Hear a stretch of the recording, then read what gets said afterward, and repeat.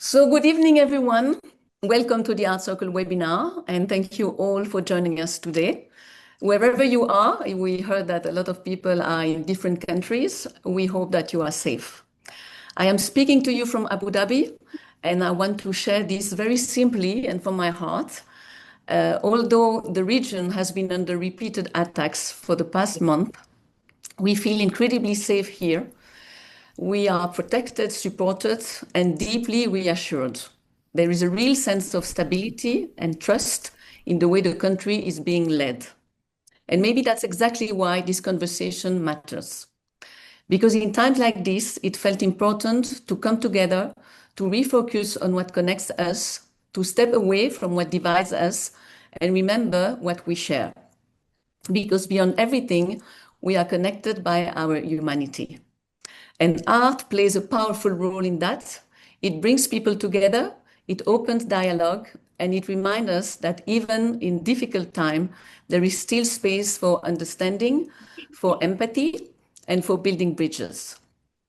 Tonight, we are incredibly honored to be joined by two remarkable international multidisciplinary artists, Lorenzo Quinn, whose practice explores human emotion, connection, and the values that unites us all, and Kevork Mourad, whose work invites us to feel and connect through shared history and emotion. And we're very grateful to have Vincent Larnicol with us to guide this conversation. This will be an open and informal conversation, so please don't hesitate to send your question in writing, and we will share them with the artists during the discussion. Vincent, the floor is yours. Thank you, Barbara. It's nice to be back. It's been years that we did the last webinar, and I'm really, really glad that we can do another one. And particularly, of course, in times like this, as you said, I think the idea that we always have had with Barbara is we want to allow people who are art enthusiasts, art collectors to discover new artists, new visions, artistic visions. The funny thing is maybe the ones who are not part of the pre-conversation should know that, but we always open a little bit before with the artist. And it was wonderful to spend 10, 15 minutes with Lorenzo and Kevork already asking themselves questions and digging into their practice and the way they were looking at art. And I think it was extremely inspiring. And what I'm hoping in the next 45 minutes to 1 hour, you will be just as inspired as we were, Barbara and I, for the past 10, 15 minutes.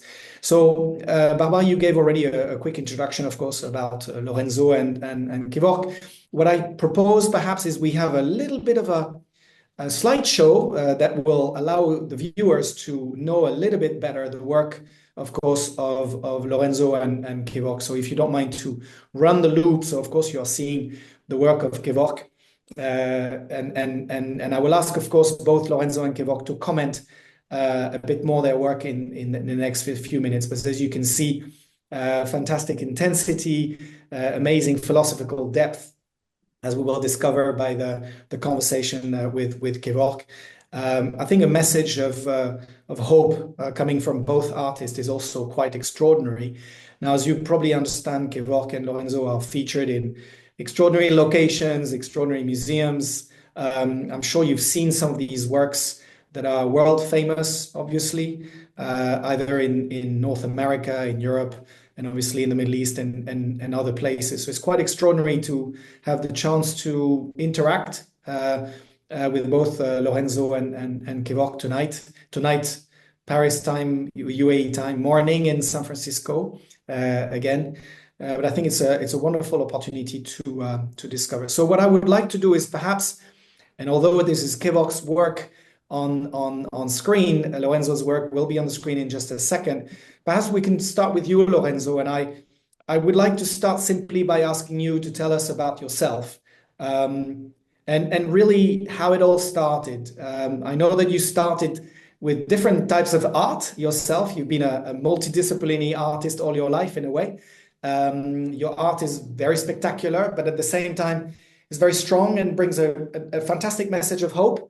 But tell us a little bit more about yourself. So, sure. So as an artist, I've always believed that art is not simply something we look at. Well, it's something we feel, right? It's a language that exists beyond words, beyond borders, beyond politics. My work has always sought to give form to invisible forces that shape our lives: love, fear, connection, and perhaps above all, the idea that we are not alone and that we're held, supported, connected in ways we do not always see. So this belief is at the heart of my sculpture Support, for example, that a lot of you know. When I created Support in Venice, I wanted to make visible something we often ignore, that the world we stand on is fragile and that it is being held up, quite literally, by forces we take for granted. Two giant hands emerge from the water, holding up a building. Uh, they are powerful, yes, but vulnerable. For me, those hands, they represent humanity. We have the ability to destroy, but also the responsibility to protect. And this is where unity begins, as Barbara said, not in grand declarations, but in the simple understanding that what we do affects us all. This idea continues in my sculpture, Building Bridges, which we're seeing now. In this work, 6 pairs of hands come together to form a bridge. Each pair represents a universal value: friendship, wisdom, help, faith, hope, and love. But what matters most is not each individual hand, it is the fact that they connect. A single hand cannot create a bridge. It is only through unity, right? Through collaboration that something meaningful emerges. And perhaps it is a reflection of our world today. We are more connected than ever, and yet often feel more divided than ever. Art, I believe, can remind us of what we share rather than what separates us. This same philosophy lives in another one of my sculptures called Together. Together is a simple idea, but a powerful one. It speaks of balance, of interdependence, of the quiet strength that comes from standing side by side.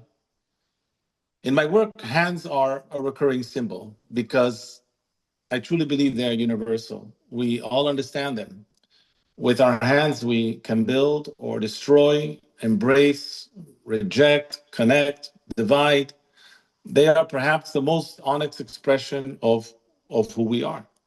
So, so why is this important? Because we're living in a time where division is easy, where fear can spread faster than understanding, unfortunately, where differences are amplified and common ground is often forgotten. But art has the power to interrupt that. It creates a moment, a pause, where people from different cultures, beliefs, and backgrounds can stand in the same place and feel the same emotion. In that moment, something shifts, right? Barriers soften, perspectives open, and we begin to recognize ourselves in one another. I do not believe that art alone can change the world, but I do believe it can change the way we see the world. And if we change the way we see, we change the way we act. A sculpture, unfortunately, cannot stop a conflict, but it can plant a seed of empathy, a seed of awareness, a seed of unity. And if enough of those seeds are planted, well, then perhaps together we can grow something stronger than division. Because in the end, my work is not only about hands, it's about what holds us, what connects us, what reminds us that despite all our differences, we are part of the same human story. And that story is always stronger when it is written together.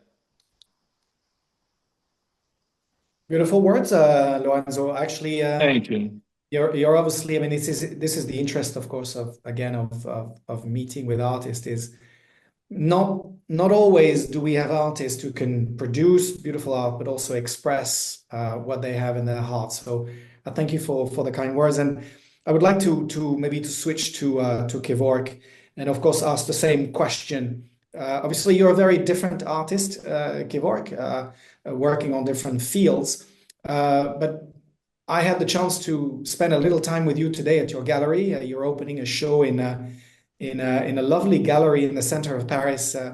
At the moment, you're also having a show at Institut du Monde Arabe at the same time. So an interesting moment in Paris, which makes me pretty happy. But tell us a little bit more. I mean, you told me a little bit your story today and yesterday when we talked.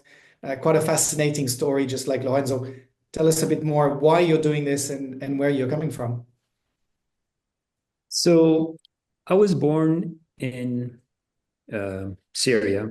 And Syria, many of you know, it's one of the oldest civilizations that exist in there, like Mesopotamia, and incredible amount of wealth, like Palmyra and all this. So what happens when you're an artist and you're trying to figure out how to capture, how to document, how to take all that to the West and put that in front of the Western audience and to tell them that enough is enough. Everything is breaking. Everything is just being erased. And this idea of like been ignored for so long, and the artifacts been looted for years and many years after that. And I need to figure out a way to share that. So with that in mind, I think about the incredible calligraphers in the Arabic world. I think about Armenian manuscript painters. I think about songwriters. I think about the ancient, incredible architecture in Aleppo and Damascus. So I use that in my vocabulary to create this language that things are breaking apart. Like, for example, this work, I called it After the Earthquake. So that the earthquake happened, but there's a bigger earthquake might happen. This work, the one you just showed, it's the Immortal City, the one before this, called Immortal City. The cities by itself can't be that important unless the people make it important, unless people defend, they decide to stay there to protect it from breaking and looting and destroying. So I decided to slowly add these vocabularies where people that tie themselves to the ancient ruins because they are the responsible who hold the torch and say, you know what, we're going to protect the civilizations and carry on. Like this one is called The Wave. It's the idea of like, we are in a place now, we think we're the height of civilizations, but now we're crashing. If we don't hold on to what we have, and we don't share our knowledge, our wealth. Let's say I come from the Middle East and I'm Armenian. If I don't share that, I have this incredible knowledge that came from my ancestors. I need to pass on to the new generations or the Western people. It might completely be irrelevant. So here, like for example, you look at it from far away, it looks like almost like archaic dinosaur. It's like this creature, but when you zoom it in, you will see how the ancient columns and the gates of Palmyra, it's like a falling apart. You might think about you want to go and protect it. So it's like step by step, I create things with lines. Line drawing is very important practice in my work.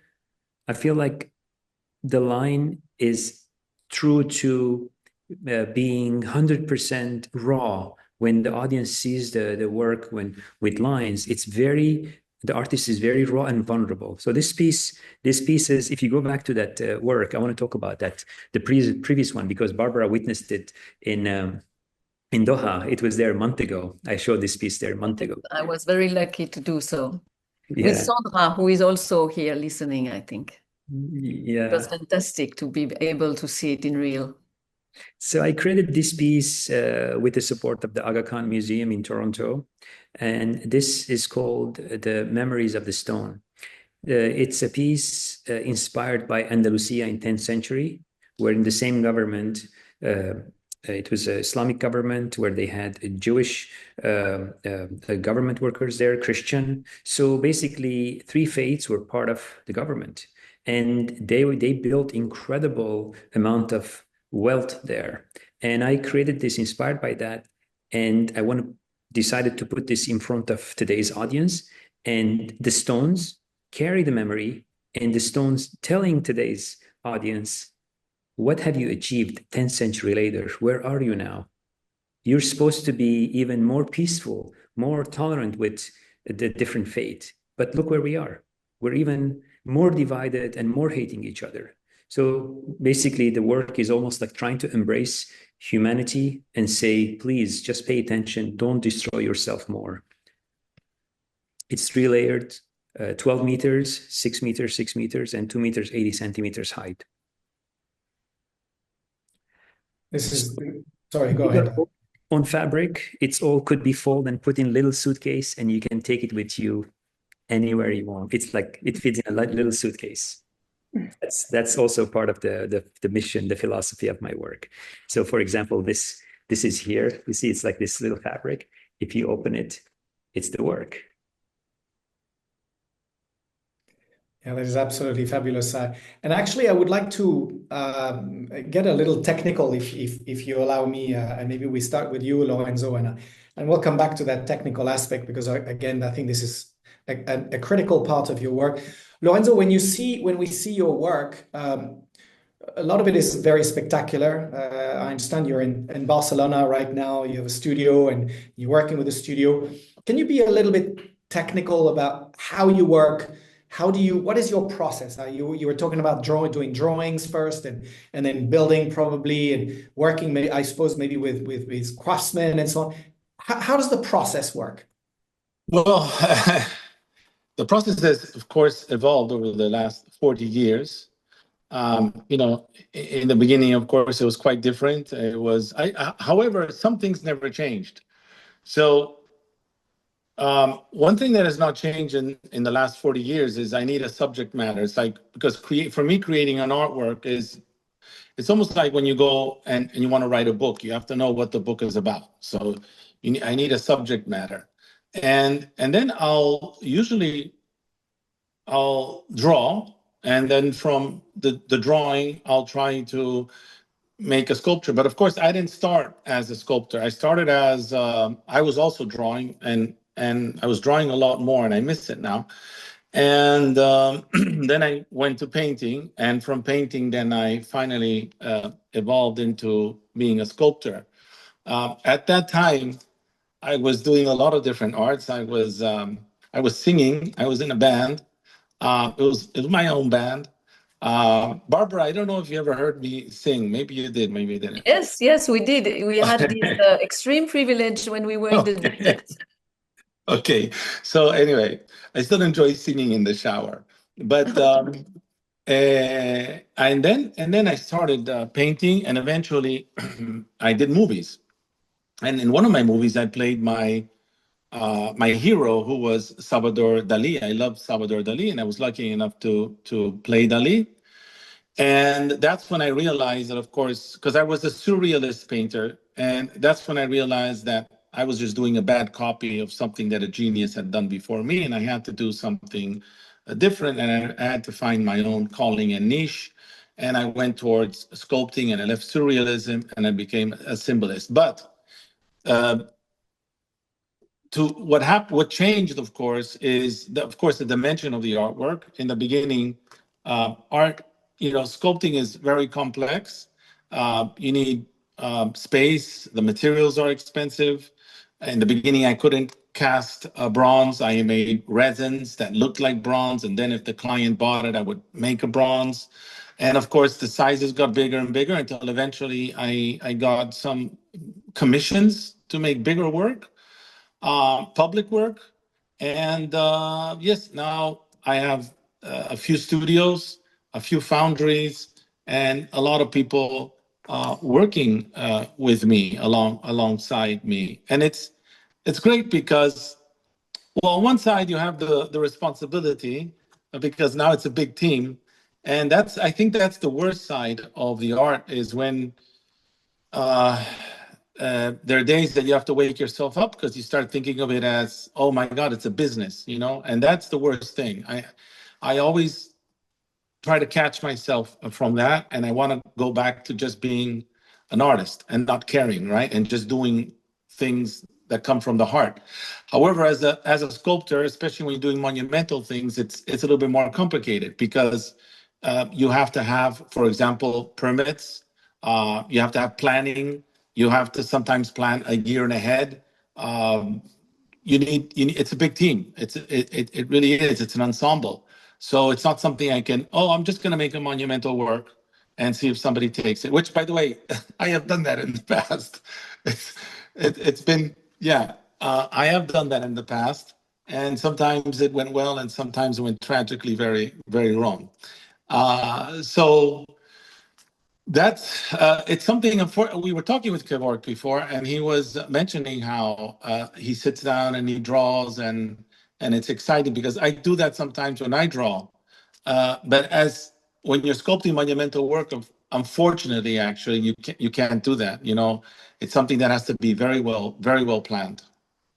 Kevork, you want to rebound on this because it's interesting that actually Lorenzo is making this almost like analogy, an almost nostalgic idea that drawing is what in fact drives you all. I mean, you're all starting with drawing, and for you it is actually what you do. You are actually drawing as a starting point. Can you tell us a little bit more about your process? Because in a different way to Lorenzo, you have a very, very specific process.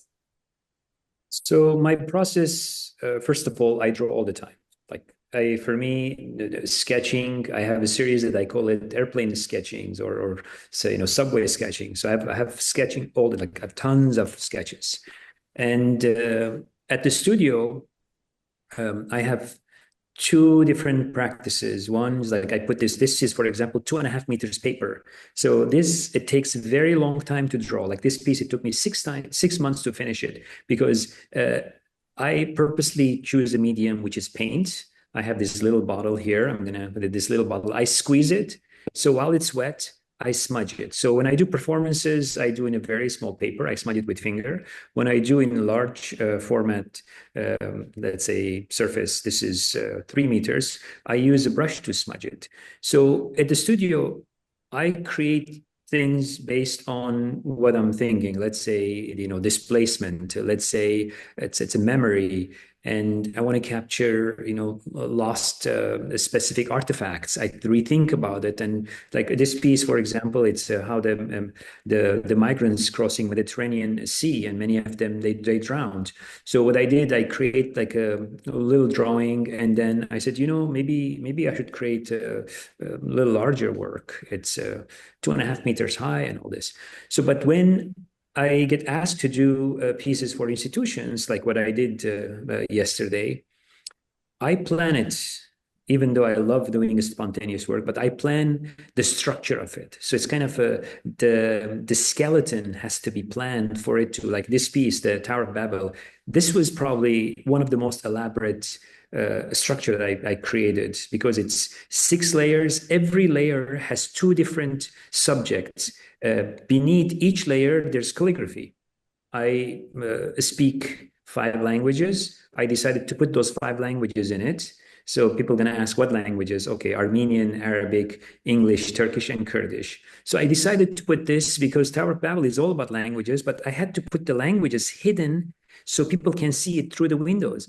And then has to be structured in a way that it's floating, and then every layer can continuously go follow the other layer. So it is structurally, I had to figure out how to do it. And then the artwork is held by magnets. So because this piece has to travel and all that. So the structure I plan, but then the subject matter, I have to decide what I'm doing. And then the drawing, it's a spontaneous, because let's say here is going to be the window, could end up being here. Inside, it's all calligraphic gestures. I apply paint, and then I carve it. I think Laura, Vincent today was saying about like your gesture is like a carving, almost like a carver. It was a good point that you realized that my gesture is almost like a carver. I like to kind of remove things off of that. And it's basic. Everything is done through this thing where I squeeze and smudge. Kevork, Have they asked you? Have they? Sorry. sorry. What about? I'm interested about these beautiful books, the airplane sketchbooks that you have. What is The ones that you said you sketch on the airplanes.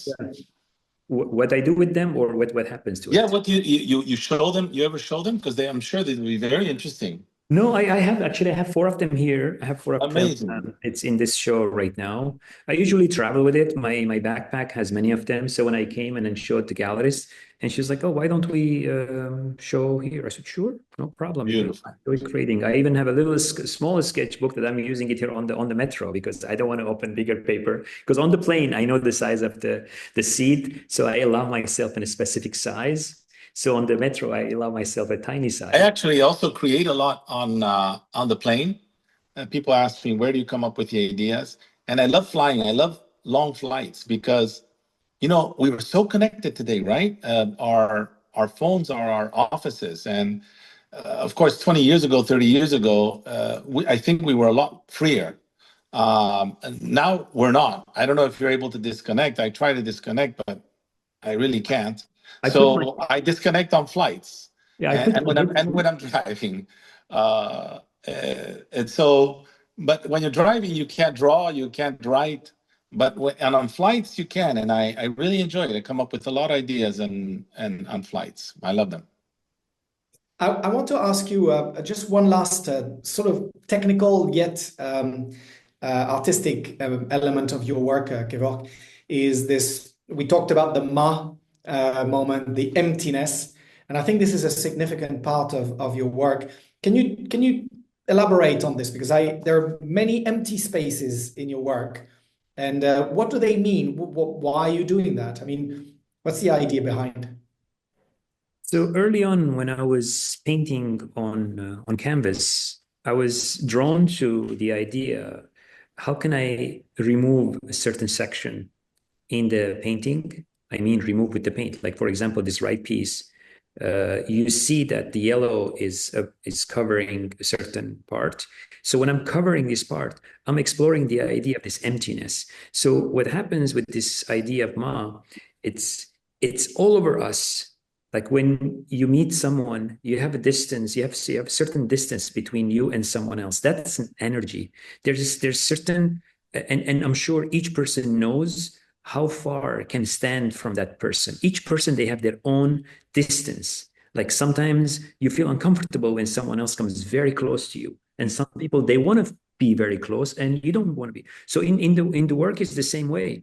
To figure out how to carve the space and to keep it connected, and to figure out that this negative space could also help the viewers to appreciate the other spaces, like the silent and sound. So now the other element of carving, to allow the shadow in it, and plus through the carving, through the cutting, viewing and reviewing and revealing the other layer which is behind. And the very first time when I started addressing layers, I said this would be an incredible way to talk about time. So every layer is a slice of time. So it's like there's a time element, and then there's a ma element, which is the empty space. I want to switch entirely the subject, and we were talking just before this conversation. We were talking in between us about the concept of success, and maybe we can start with you, Lorenzo. I think most of the viewers, if not all of the viewers, and I think many other people know, particularly the work that you did in Venice. I would say 2 years ago, perhaps, or was it 3 years ago? I can't remember exactly. With the hands supporting the house in Venice. What's your relationship to success as an artist, and how do you actually evaluate your success? If you consider that success is an element, a positive element, of course, of your career. But what's your view on that? when you suddenly have enormous traction on social media, or whatever? Well,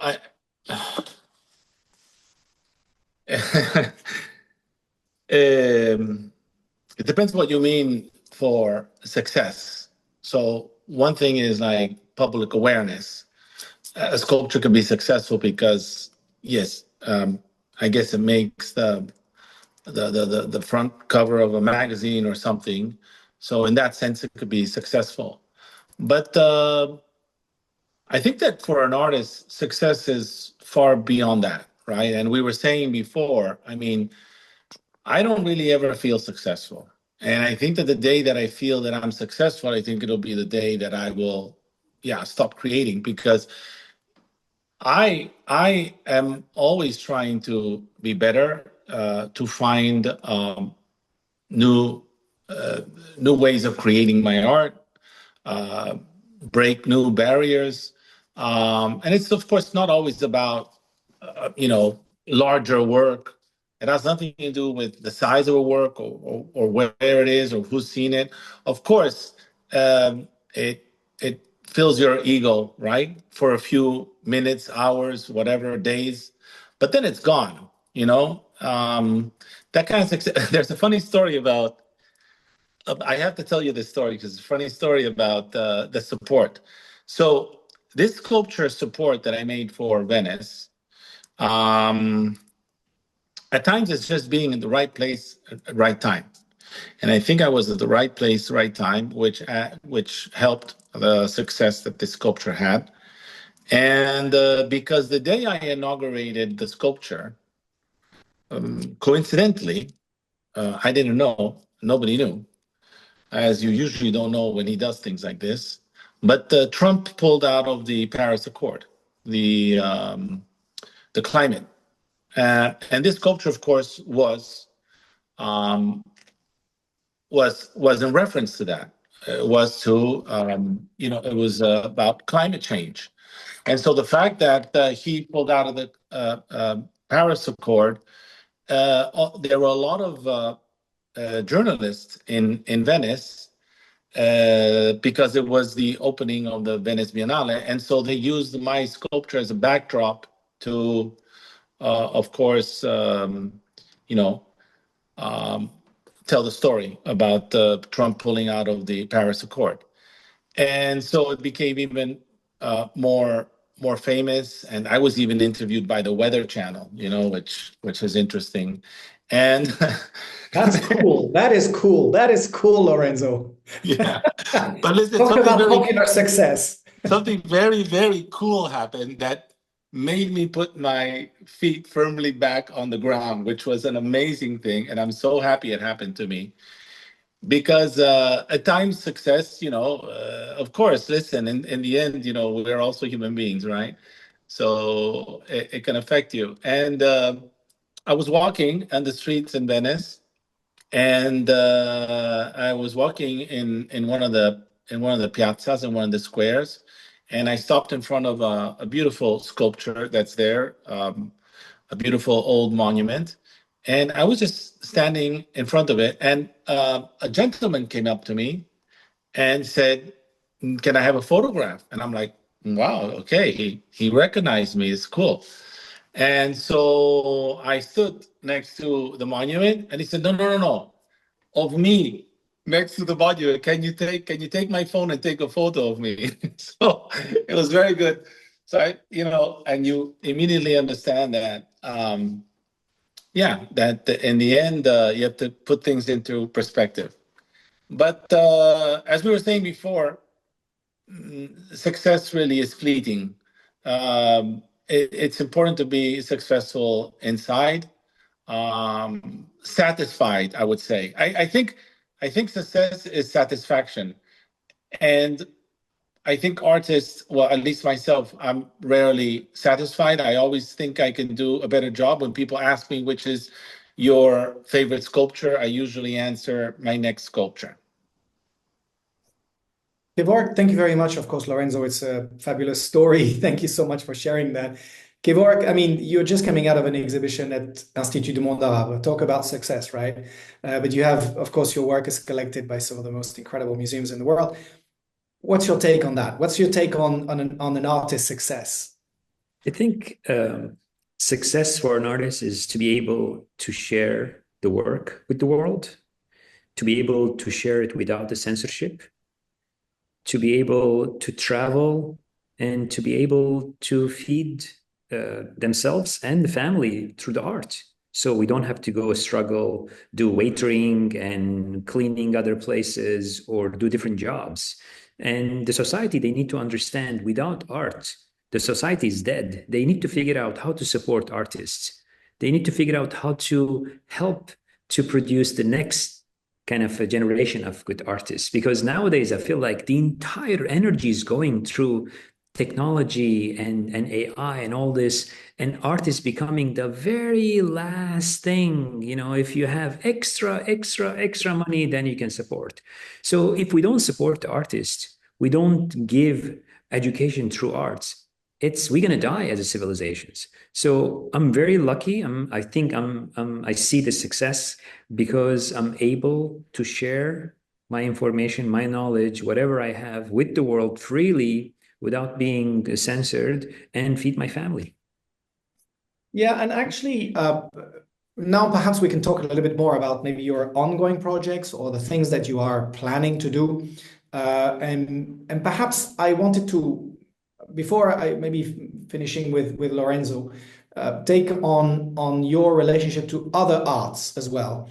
Of course, Kevork, there's something that you describe on your website, which is really fascinating in some of the works that you do with other artists, obviously dancers and so on, is you call yourself a visual narrative.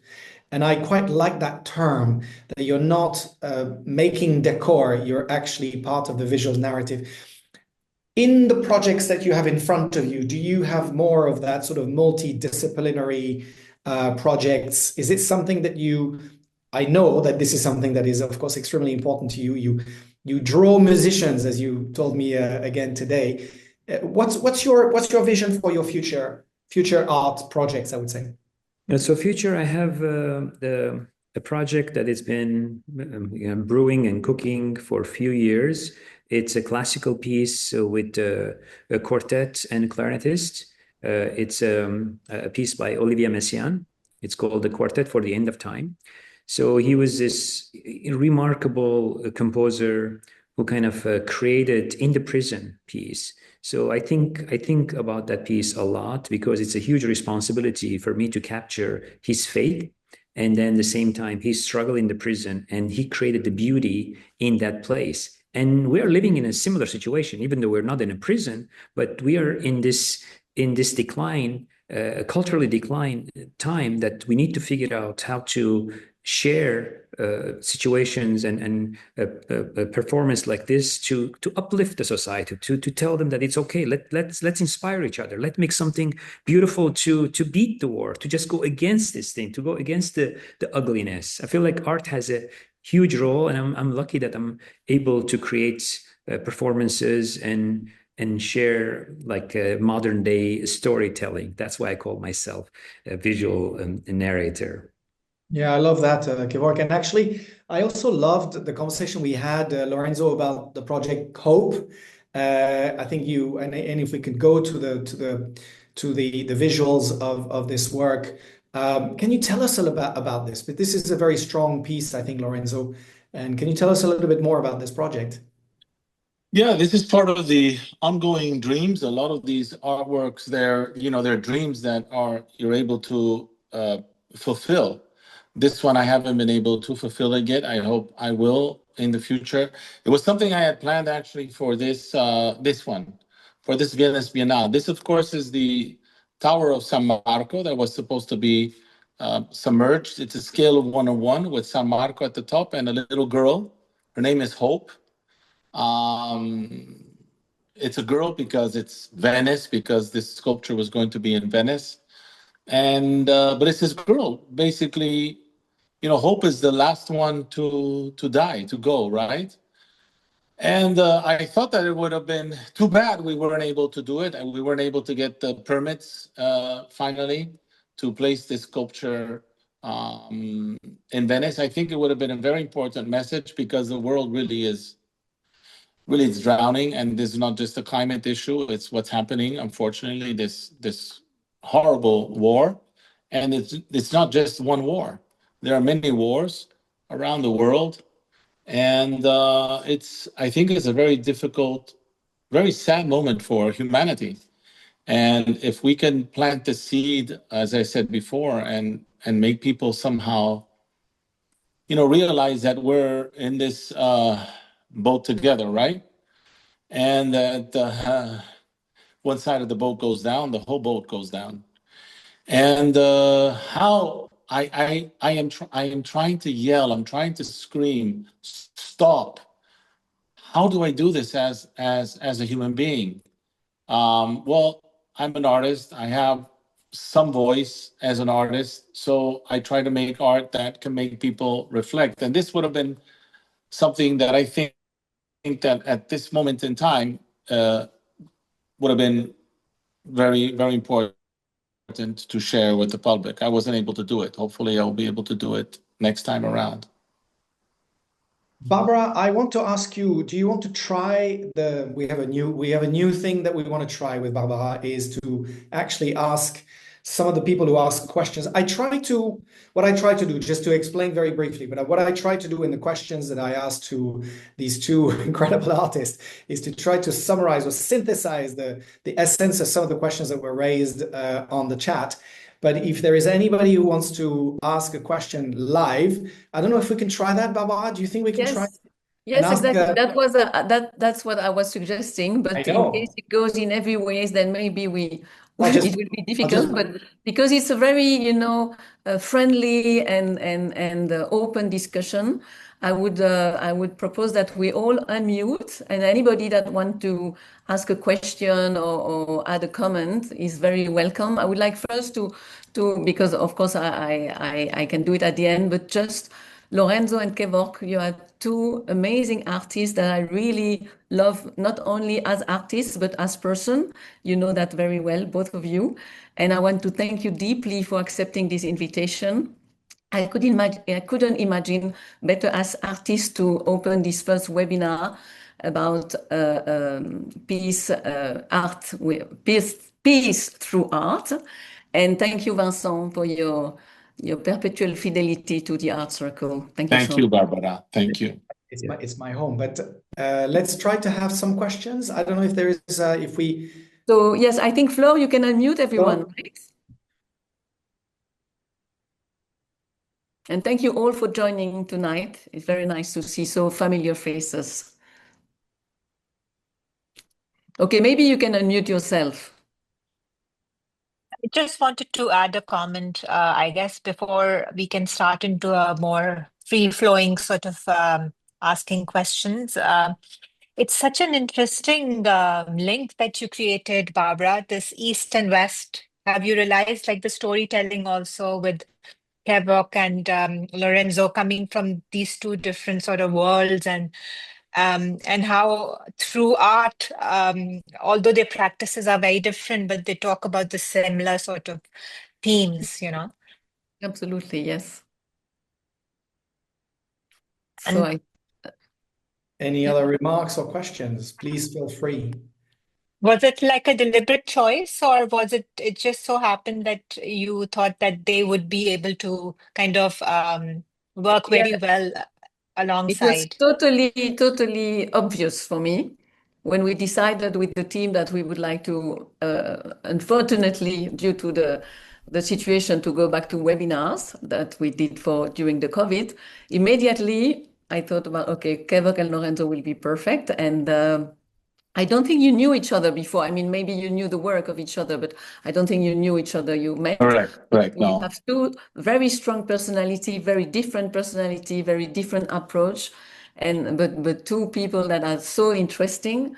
I knew that with Vincent will be the best moderator. One of the things that I find always interesting when you bring, and we've done this before, Baba, is when you bring two artists rather than just one, is to create some sort of a tension. Of course, Lorenzo and Kevork are radically different artists, obviously. Their work is radically different, but I think the genuine interest in doing art is there for both of them. So I think creating that tension between, I'm not talking about aggressive tension here, I'm talking about a positive tension. Absolutely. Is essential. And I think in the preparation, we quickly realized that intellectually and philosophically, there was obviously a... In fact, it's interesting what you're saying, because if you think of the last century, there was a lot more collaboration between artists, right? There were all these movements, and now I think that we're more working as individuals. I mean, some artists, of course, are collaborating, but in general, artists are more, they turned inside.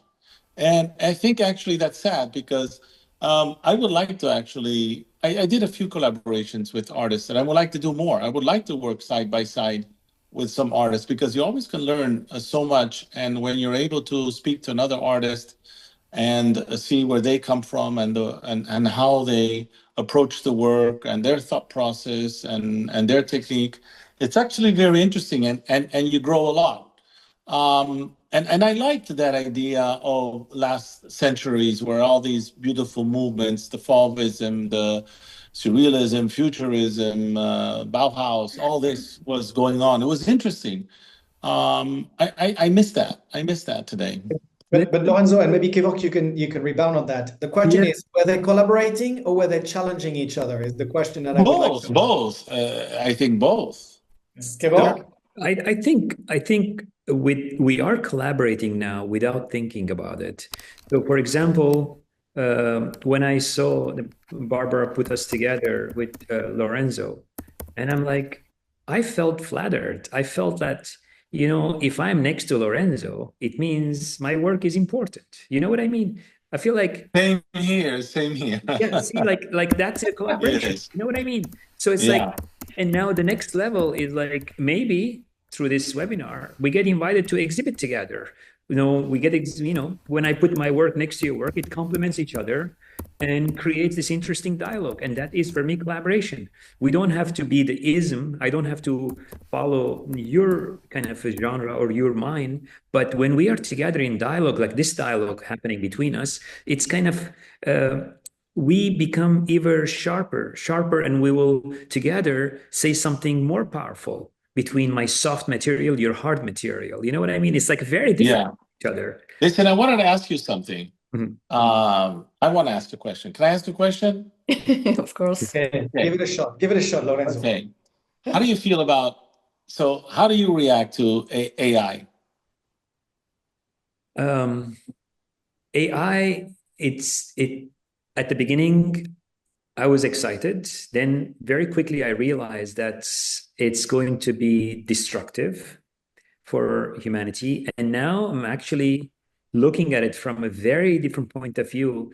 It's going to be even more important for art. Now, let me tell you why. I don't think that using AI is important. No, because the majority of people, they're going to start using it. Everything is going to become a push of a button. Everything you see on the screen is going to be fake. The only time where people are going to witness your work, like physical work, is when they are there, when they're experiencing it in person. So AI is going to create this interesting situation where majority of people, they're going to go out of their way to experience your work, my work in person. So I think... Yeah, I agree. People ask me, they say, well, how do you feel about AI? And I have the same reaction you have. I think that, first of all, it's how you use AI, right? So, for example, I think it's dangerous for the younger generation, for the young artists, because they tend to, I think that with AI, they'll think it's easy and they can skip parts.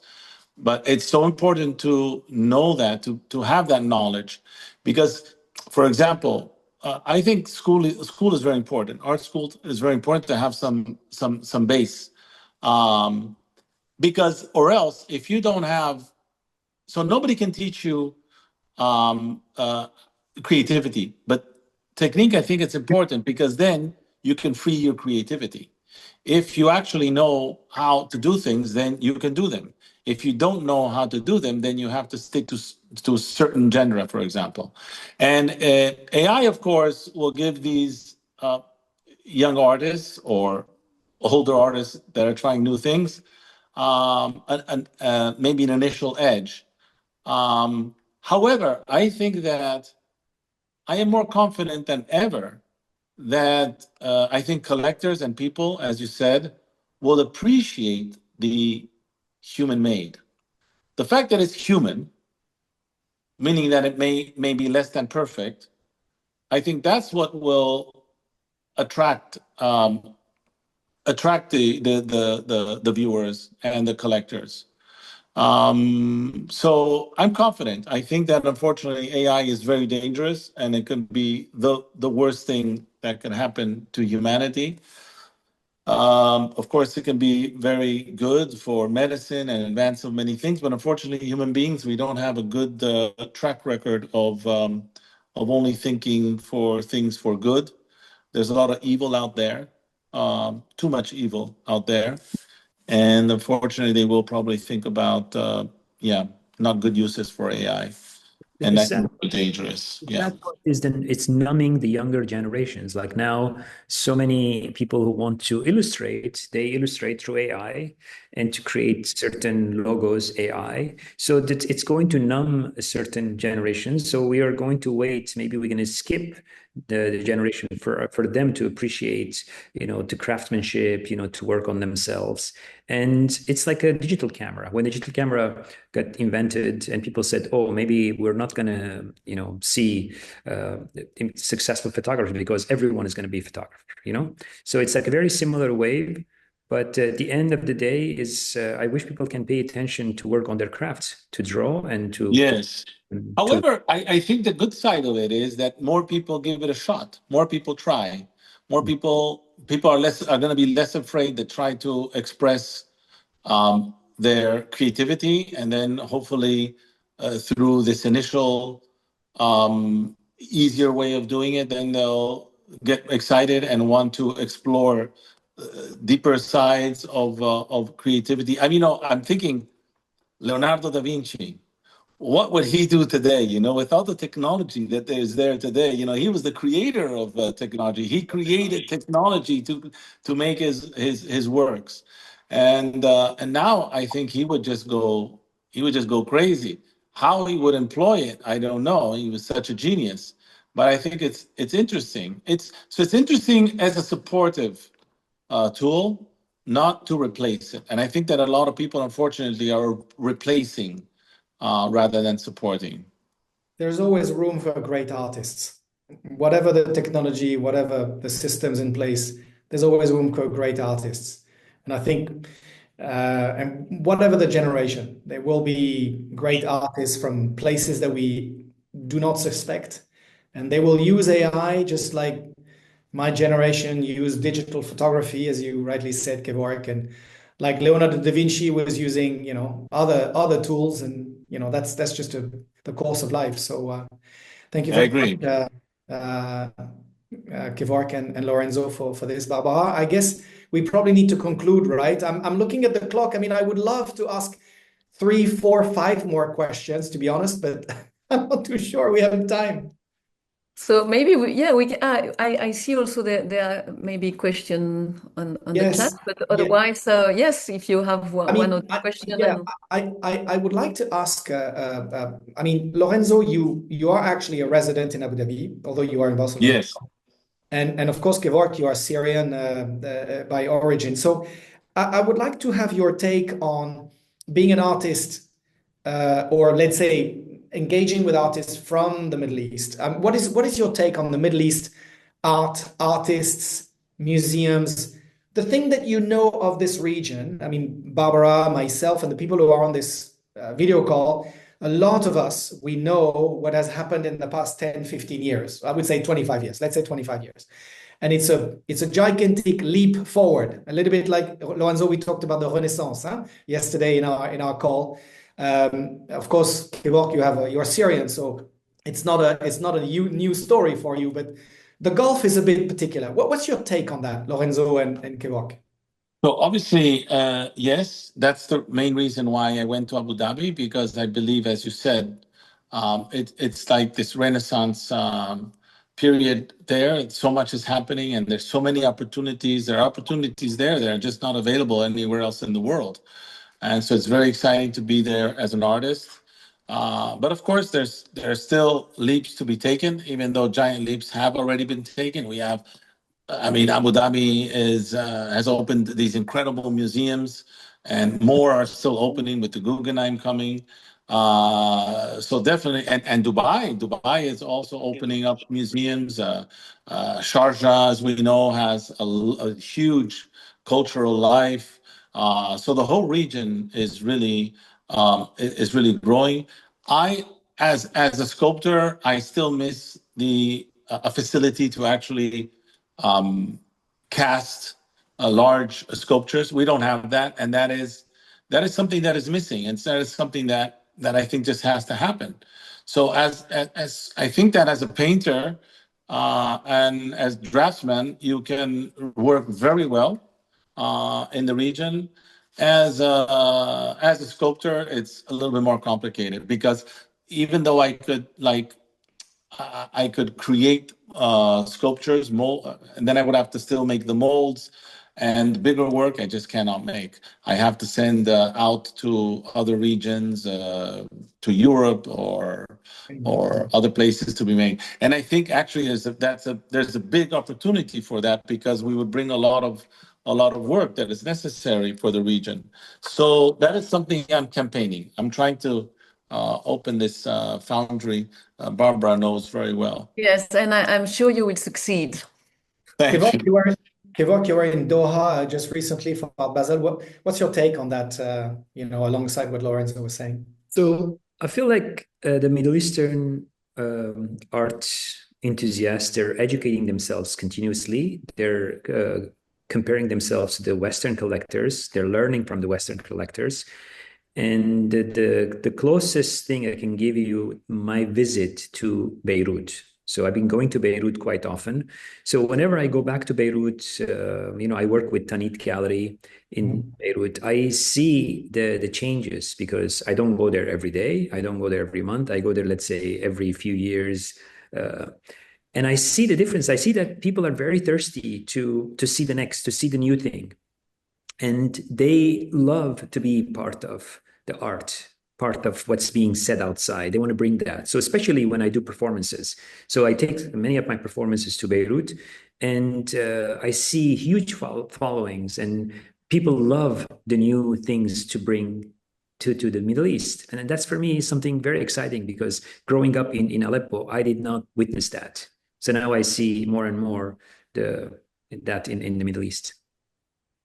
Thank you very much for that. I think it's a good segue to maybe additional questions. I'm just going to check if there are additional questions that came in. We have a lot of thank you, by the way.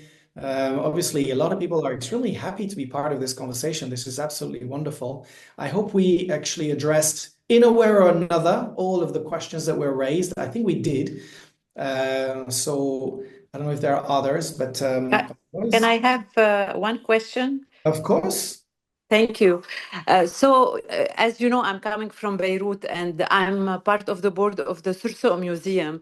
And lately, we were criticized to being so careful about, conserving the culture and conserving everything around it. And people are dying, and people are not thinking about arts now. We did a campaign to preserve our heritage, and lots of criticize. This is why. When you intervene, you said that culture is so important for society. We cannot continue without culture. So the awareness with the people, how can we create the awareness? Of course, the humanitarian is very important, but we have to create this kind of awareness, especially in the Middle East, because they think the art is a luxury or and it's not as important as something else. And myself, I'm coming from a banking sector because I'm an advisor to the chairman, but I do only culture. I don't do banking because we think that this is what's important for the community. So just my question is how to create this kind of awareness. Thank you. So can I say something quickly about that? I don't think it's regional, this issue that people think that art is just a luxury. I mean, my sculpture was vandalized last week here in Spain. It was a sculpture to draw attention towards taking care of nature. It's a sculpture called Give. So it's these white hands with a live olive tree in it. So it's interesting because we actually wanted the same thing, but the sculpture was vandalized. They threw paint on it 2 nights in a row because they're like, why are we spending money on art? Which, by the way, the art was it was donated by me. But okay, the person might not have known that. So they were like, well, why are we, why is the city buying art instead of planting more trees? So it's not only an issue, but of course, here we have some things that are happening, and there you have drama that's happening in Beirut. So I'm sure that people, yes, in the Middle East, there is now, it's a difficult time. I inaugurated a sculpture called Building Bridges in Qatar and in Doha, and I inaugurated 2 weeks before this crazy conflict started. And now, of course, they have other things to think about than the sculpture. We know we were going to do a lot of promotions. We are going to do a lot of stories. And just today, they asked me if we can extend the exhibition for 3 months. Of course, I said yes, we have to, because these are difficult times, and we want to draw people into art and into this message of building bridges. But there are times that, yes, I understand. I'm also a father, and I understand that there are times that people are more that have more pressing issues, like finding food. And unfortunately, in the Middle East, there's a lot of that. Yeah, thank you. So if you think about what Picasso did, what Francis Goya did, they captured what happened in their time, the atrocities of the war and all this, and they created an important, iconic images of war. So yes, absolutely. And what I'm doing now, it's the same thing. Like I try to capture what was happening in Syria. I try to capture what's happening, now here and there. But also, let's think about this. Not everyone is going to criticize that. There's some people going to stay with protecting art. There's some people going to stay with protecting with humanity, because each person have their own role. So we should be a little bit optimistic. Exactly. And everybody cannot do humanitarian or culture, like you said. Thank you. Thank you. And I appreciate your show at Tanit. It was amazing. Thank you. I was there. Sorry, can I jump in? My name is Shireen. Oh, Shireen my Sati. dear Shireen, I Hi, didn't know you were everyone. here. Hi, my My dear. sister, yes. So, Jumana, just to go back to what you said, I understand in times of struggle, it is not only about the priorities of the humanitarian work that we need to do. We need to be maintaining the memory. We need to be fighting erasure. We need to be helping communities deal with all the loss and the destruction. And we need to be in a position to have some sort of advocacy that will actually help future generations process all of this destruction that our region is seeing. So if you talk to me, I tell you it is very important in documenting and processing and advocacy, and you name it, there's so much we can do. And this community is strong because we believe in these initiatives, and they come together, and this is exactly why we do what we do. So I think Sirso needs, people can criticize forever, but in future generations, they will come back and they will thank Sirso Museum for putting things together and for maintaining our memory. This is our memory of our, Exactly. And I have spoken so many times about these things. This is our memory. We're keeping it for future generations, and it is a responsibility. So they can criticize all they want. Thank you, Shireen. Thank you. That's So really true, Cyril. So true. I know that Maria Jose would like also to ask a question. Yes, the first thing is to congratulate the Art Circle, and for me it's a pleasure to meet old friends. So And just, I'm sorry to interrupt you, but just for everyone to know, Maria Jose is at the origin of the Art Circle. She's from the very, very beginning in the team. And unfortunately, she had to leave for Cuba and now to Washington, but she's still a very close friend of the Art Circle. yes, so thank you for this gathering. And I would like to ask Kevor a question regarding his technique. I would like to know what is the reason he never used the color or almost never, and if this have anything to do with his subject, with the matter he's dealing. So in 2011, when Syria was going through incredible change with uprising and peaceful uprising and all this, and I was already in the United States, I decided to treat my work as a diary, almost like a writing on a piece of paper what was happening in Syria, hearing from my friends, seeing, witnessing what's awful things happening in the news. So I decided kind of create my visual memories, my visual diaries. And I said, I don't think anyone needs this to be, shown in their place or exhibited. It's just my practice. So I decided to use only one color and do that. And then slowly it developed and it became this huge vocabulary. And I also made a film after that. 2016, I made a film about Syria. People can find it. It's called 4 Acts for Syria. I decided to do it black and white too. And I think it was that. And now I'm slowly introducing back colors. As you see behind me, there's a little bit of crimson red. I use a little bit of blue in this exhibit. If anyone is in Paris, they're welcome to come to see this exhibit at Dominique Fiat Gallery until the end of May.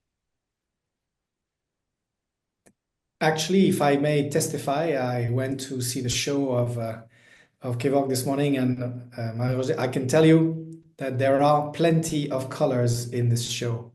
It's actually surprising indeed, because rightly so, you see a lot of this sort of dark black color as primarily used, of course.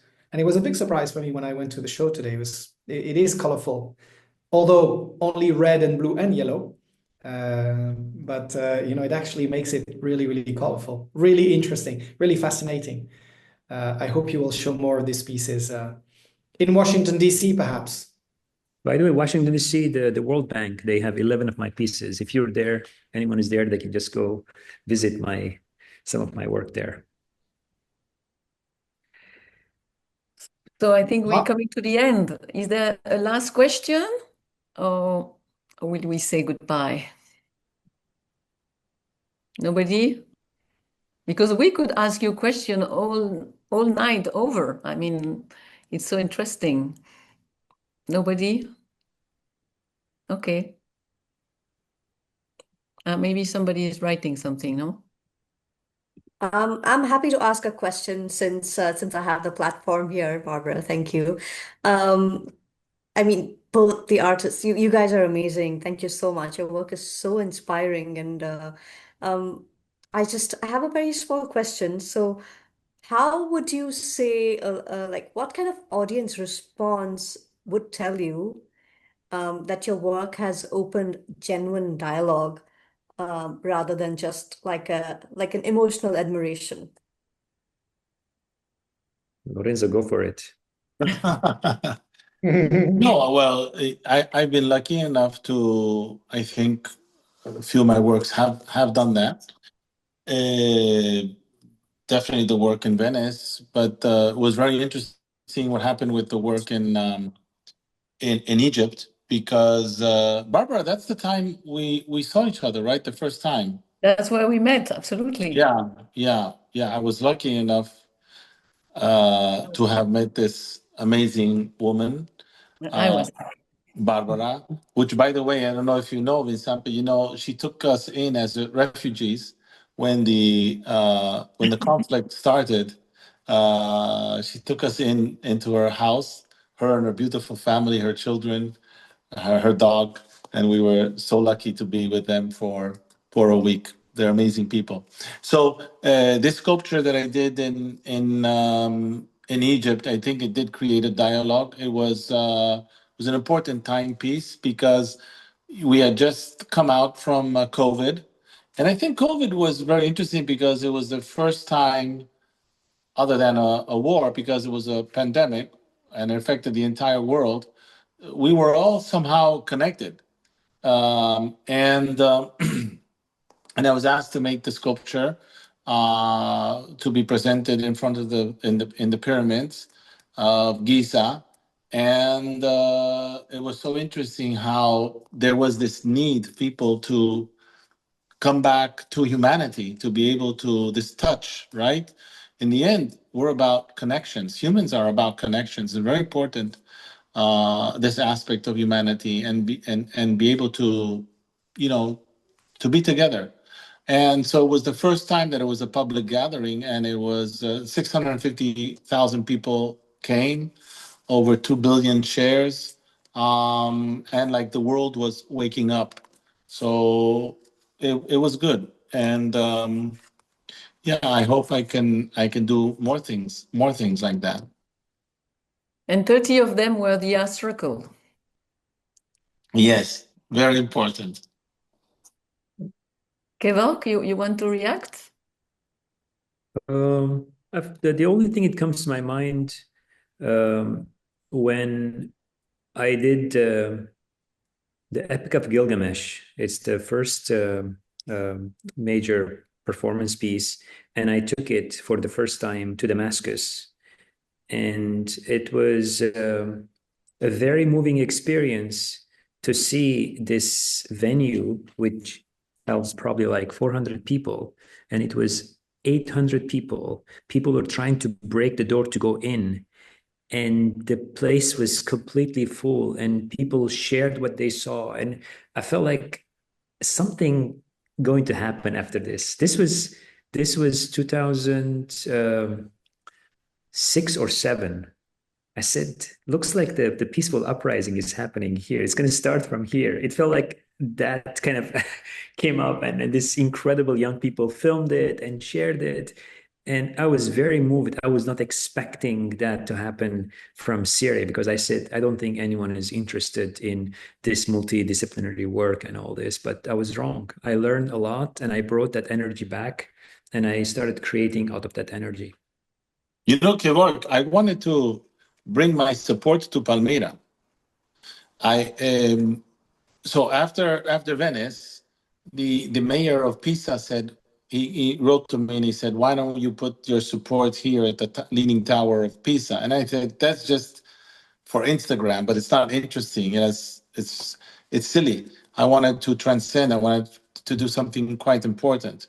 And I started speaking with people to bring it to Syria, to raise awareness to what had happened to Palmyra, and to through an art program fund the rebuilding of it. Unfortunately, it didn't happen. Maybe in the future we can do something like that. Yeah.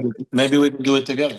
I could help you. I could put you in touch with people there, and I'm sure Shireen earlier was with us. She's very active, with people in Syria, and she could help us. Shireen is the Atasi Foundation. I'm sure many of you know.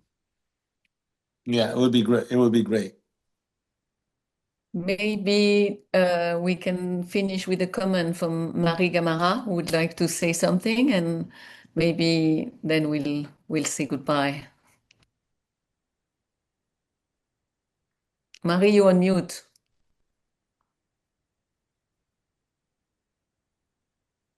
Hola, hi everybody.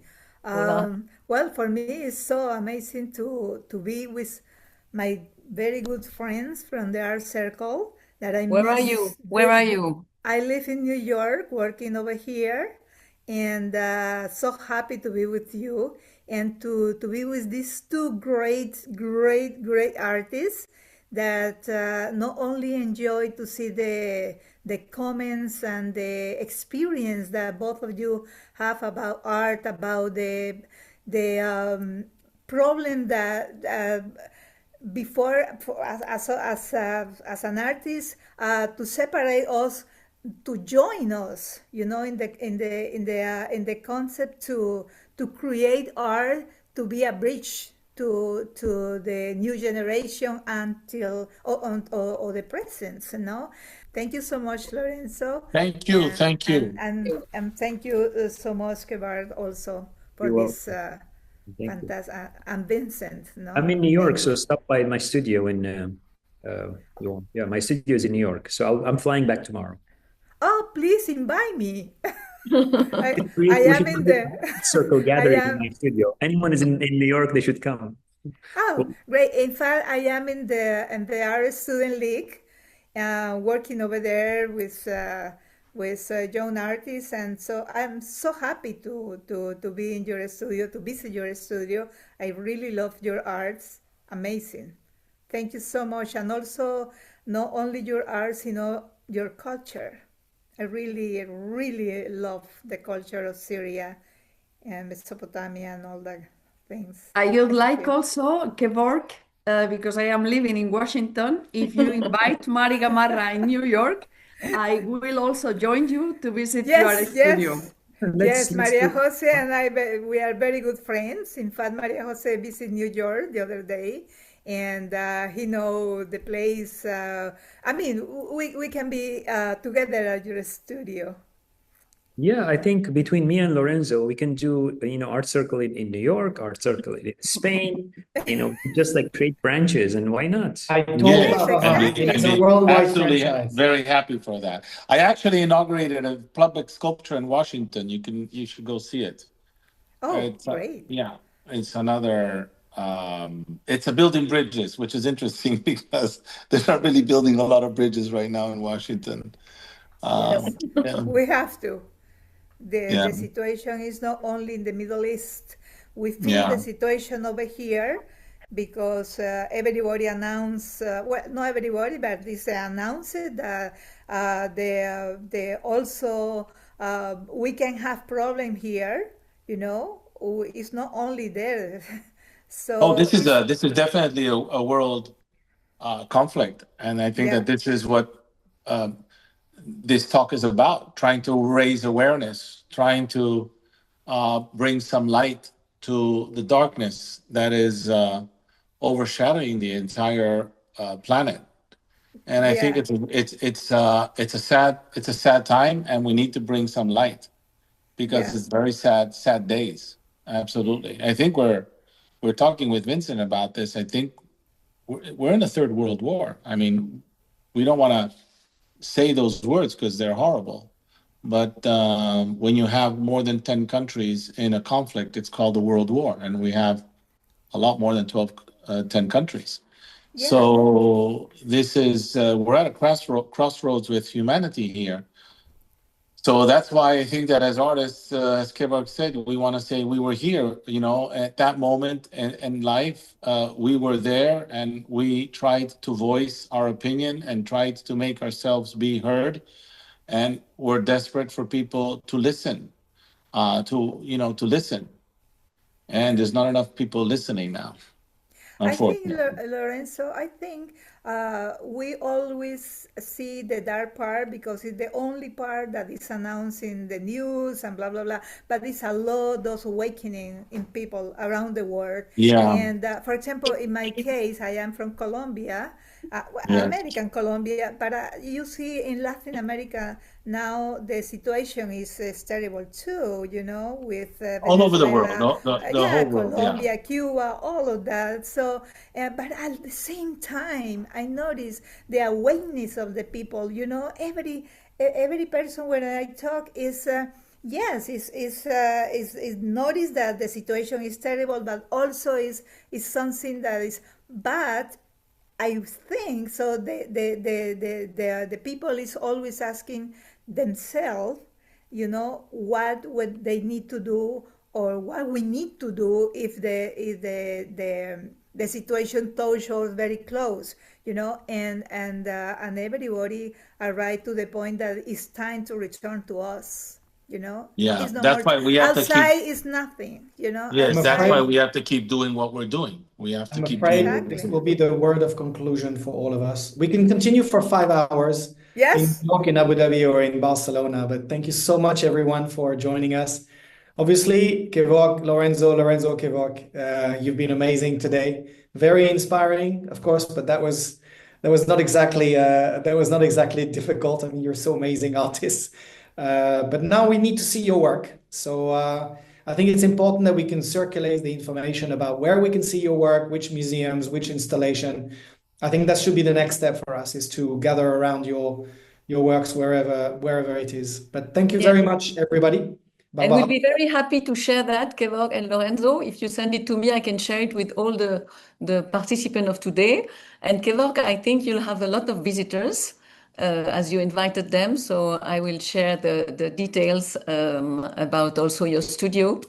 And as Vincent said, you were amazing. Thank you so much for accepting the invitation. Thank you so much for your time. And thank you, Vincent, also for your disponibility. Thank you all for coming. Take care. Thank you. Bye-bye. Thank you. And Au revoir. see you very Merci soon. beaucoup. Ciao. Um, Hasta Thank luego. you. Massalama. Thank you. Bye. Thank you. Thank you. Miriam, you are on mute. Thank you very much. Bye-bye. Thank you. Bye-bye. Miriam, we can't hear you. You're on mute. Just saying Thank you, everybody. thank you to Thank you. everybody. It It was was a great. big gathering. Scenes like this, we should repeat it much frequently. It's very good for our souls and enjoying through the artists. Good Thank night you. to Thank you so everybody. much. And Good night. Good night. Really true. See you soon. thank you. Okay. Bye.